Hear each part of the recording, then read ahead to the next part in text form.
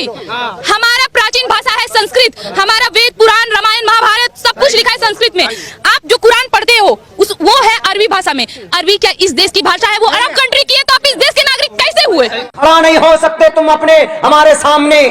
मैं तालिबे इल्म जरूर हूं, लेकिन तुम्हारी ग्रंथों को पढ़ना शुरू करूंगा तो हमारी नमाज तुम्हारी ग्रंथों के अंदर नजर आएगी, हमारा अजान तुम्हारी ग्रंथों के अंदर नजर आए, हमारे ज़कात तुम्हारी ग्रंथों के अंदर नजर आए, हमारे रोजे तुम्हारे ग्रंथों के अंदर नजर आएंगे, हमारे नबी तुम्हारे ग्रंथों में नजर आएंगे, हमारी आखिरत तुम्हारे ग्रंथों में नजर आएगी, हमारी कयामत तुम्हारी ग्रंथों में नजर आएगी। उठाओ, कयामत का तज़किरा तुम्हारे गुरुर पुराण के अंदर है कि नहीं है? ओम पूर्णमिदः पूर्णमिदं पूर्णात् पूर्णमुदच्यते पूर्णस्य पूर्णमादाय पूर्णमेवावशिष्यते। ओम शांति ओम शांति ओम शांति।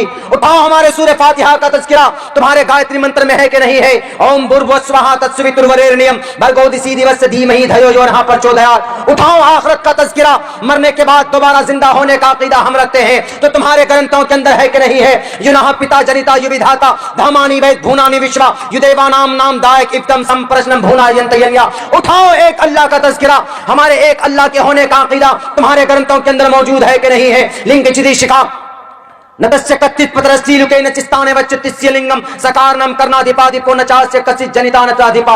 उठाओ, मौत का तज़किरा तुम्हारे ग्रंथों के अंदर है कि नहीं? अविक्तम वित्ति मापन्यम मन्यन्ति माम बुद्धमा परम भाव मजानन्तो ममाव्यमान उत्तमम। उठाओ, एक अल्लाह की इबादत का तज़किरा जो बिना किसी अंग के बने हुए हैं तुम्हारे ग्रंथों के अंदर मौजूद है कि नहीं? न देवा मुरच्छलामिया, अगर ना हो तो मुझे कहना, दुनिया के अंदर कितना बड़ा पढ़ा लिखा आ जाए, मैं साबित करूंगा अपने कुरान से भी और बाइबल से भी और वेदों से भी कि वी आर कंप्लीटली मुस्लिम। हम अल्लाह और ईश्वर के नजदीक सबसे बेहतर और कंप्लीट अगर कोई इंसान है, सबसे बेहतर और कंप्लीट अगर कोई मनुष्य है, तो वो इस धरती का मुसलमान है। क्यों? क्योंकि वो ईश्वर के फरमान के मुताबिक अपनी जिंदगी गुजारता है। आंधियां आएंगी, चली जाएंगी, सैलाब आएगा, चला जाएगा, सुनामी आएगा, चला जाएगा, ये भी आए हैं, चले जाएंगे। लेकिन कुरान था, कुरान है, कुरान रहेगा। जब तक कुरान है मुसलमान था, मुसलमान है, मुसलमान रहे। कुरान अभी तक बदला नहीं गया, कोई संशोधन नहीं हुआ। No any amendment in holy Quran. 1000 near about 1400 years पर 1400 बरस से ज्यादा हो गया, कोई संशोधन नहीं हुआ। और 70 बरस में 100 से ज्यादा संशोधन तो संविधान में हो गया। क्यों? क्योंकि ये तुम्हारा बनाया हुआ संविधान है, वो अल्लाह का दिया हुआ कुरान है।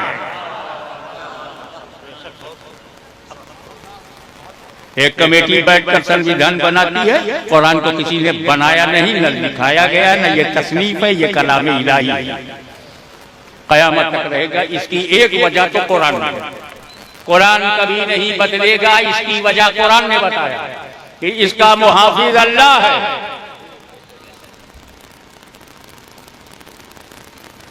बहुत क्लियर है कि अल्लाह ताला ही इसका मुहाफिज है, निगहबान है, और उसकी हिफाजत में कुरान है। किसी का बाप भी कुरान बदल नहीं सकता।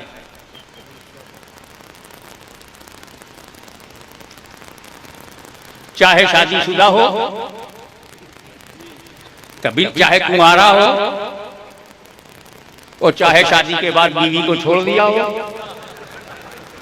कुरान को कोई बदल नहीं सकता। एक वजह तो यह है कि अल्लाह ताला ने इसकी हिफाजत को अपने जिम्मे करम में दिया। और दूसरा, रसूल पाक का इंतजाम रसूल पाक ने भी किया कि कुरान के साथ अहले बैत को जोड़ दिया। तरक्तो फीकुम सखलाइन, मैं तुम में दो भारी चीजें छोड़ रहा हूं, किताबुल्लाह और अहले बैत। इन दोनों को मजबूती से पकड़े रखोगे कि हरगिज हरगिज गुमराह नहीं होगे।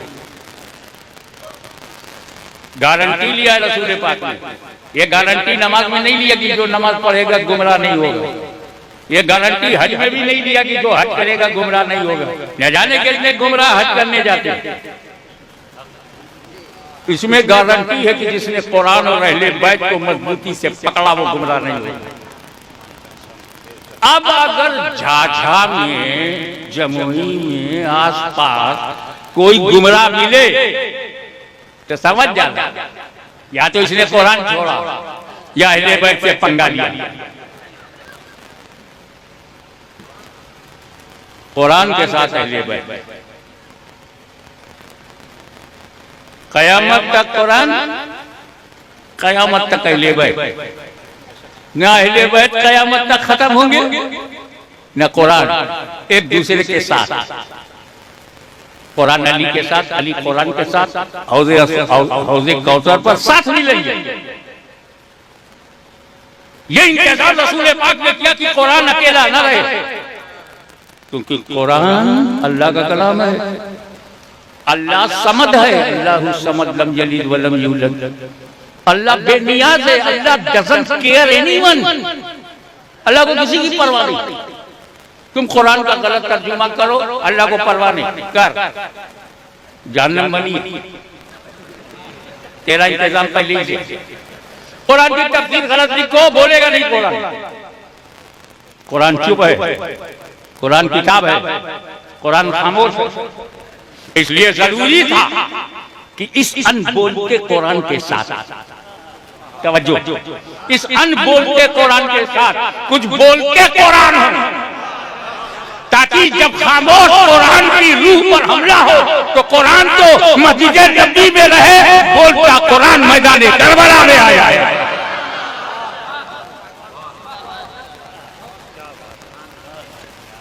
अब जानते हो जब मूसा अलैहिस्सलाम ने बनी इस्राइल को तौरेत दिया तो सिर्फ तौरेत दिया, अहले बैत नहीं। क्या वजह? ईसा रूहुल्लाह ने जब इंजील दिया तो उनके तो अहले बैत ही नहीं। तो जहां किताब के साथ अहले बैत नहीं वो बदल गई, मगर जहां कुरान के साथ अहले बैत है आज तक कोई बदल ना सका। तो हाफिज़ कुरान को हल्के में मत लेना। मैं तमाम हुफ्फाज़ को मुबारकबादी पेश करता हूं।